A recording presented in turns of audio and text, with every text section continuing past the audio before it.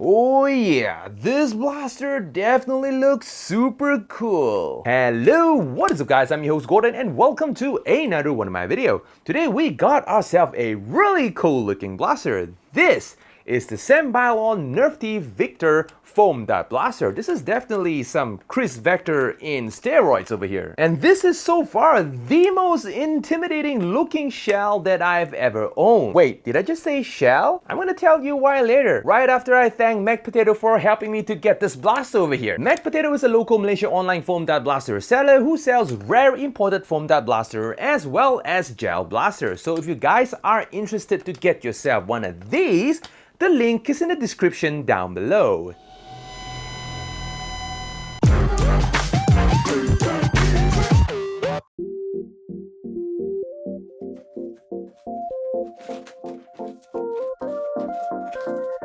In the box, we got the blaster itself, the blaster extension, a barrel extension, a shorter barrel extension, a magazine, a fake scope, a laser, a flashlight, battery and charger, a fake charging handle, iron sight, 20 darts, a fake suppressor, and a manual. Let us first install the battery because the battery compartment is located at the front of the blaster. Connect the extension, friction fit the barrel extension, then friction fit the fake suppressor. Align the fake charging handle on the holes on the blaster and click it in. Slide in the scope, the laser, the flashlight, the iron sight, put on the magazine, and this is how the blaster looks like with everything installed. Okay, first look at the blaster. I mean, the silhouette of this blaster is definitely super intimidating. As you can see, this is obviously a Kriss Vector looking blaster over here. You can see like the Kriss Vector silhouette right in the middle. And holy moly, this blaster looks so good. I mean, the blaster feels really comfortable to hold and shoulder as well. I mean, this thing is a huge winner. In terms of design, of course, the build quality of this blaster is actually pretty okay. These plastic are actually pretty thick, a very suitable shell for your future mod. And I just mentioned shell again. I'm gonna tell you why later. Gonna give you guys some cliffhanger over here. The buttstock over here might looks like it is an adjustable buttstock, but unfortunately this is not an adjustable buttstock. In fact, this is actually a folding buttstock. I mean, how cool is that? Holy moly, this thing looks really tactically cool. I mean, the folding mechanism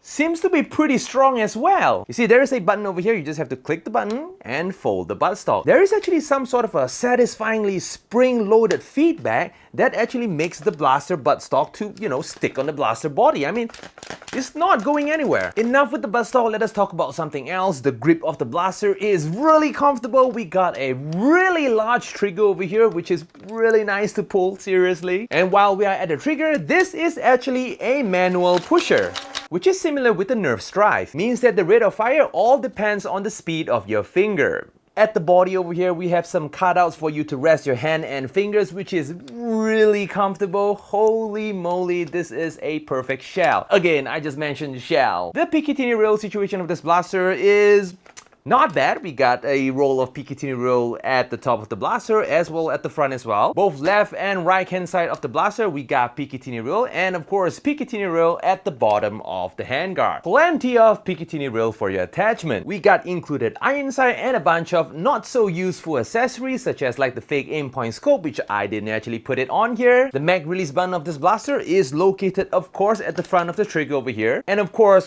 it is ambidextrous, which is good. And next, let us talk about the magazine over here. Visually, it looks pretty similar with a worker slanted magazine over here. Let us see if this thing can take a worker mag. And obviously, man, again, all of this imported blaster just can't use worker stuff for some good reason. But I truly believe that with a little bit of cutting and modding in the internals, you can definitely make this worker mag fit. And then we got sling mounting point on both sides of the blaster as well as at the body of the blaster over here. Well, the one on the body of the blaster is a little bit on the thinner side, so I wouldn't trust that one too much. And at the left hand side of the blaster over here, this is actually pretty funny. We got a charging handle over here which appears to be chargeable, but in fact, this is actually a fake charging handle, which I don't know, it always tempted me to charge the blaster. And every time I do so, I felt disappointed because this is not a functioning charging handle. I mean, even the charging handle is positioned in a place where a charging handle should be, and it is actually pretty comfortable to charge if it is a functional charging handle. And now let us address the elephant in the room. Throughout the video, I've been saying that this is a shell, a very good shell, a perfect shell, and I'm just mentioning shell all the way. And why do I say so? This is actually a blaster for modders. And not to mention that the battery that actually came with the blaster over here is a 3.4 battery. It is too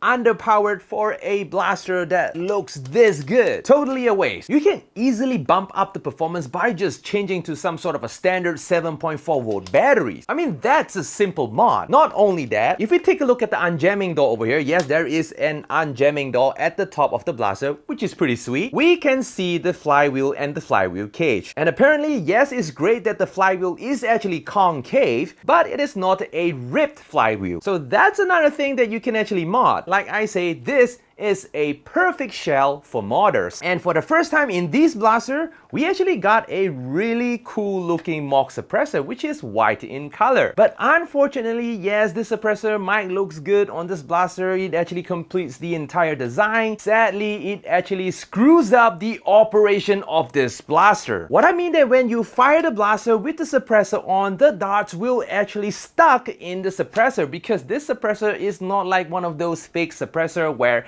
it is basically hollow. This is not hollow at all. There is actually 6 protruding plastic pieces in the suppressor, which sometimes blocks the darts from exiting the suppressor, which is pretty annoying. So if you ask me, I will not use this suppressor at all. Unless you want to grab something like a Dremel or something like that and clear off all the plastic inside this suppressor. If you think this is a lot of work, just don't run the blaster with the suppressor. So yeah, I guess that's it. Enough of me talking. Let us go test the blaster out.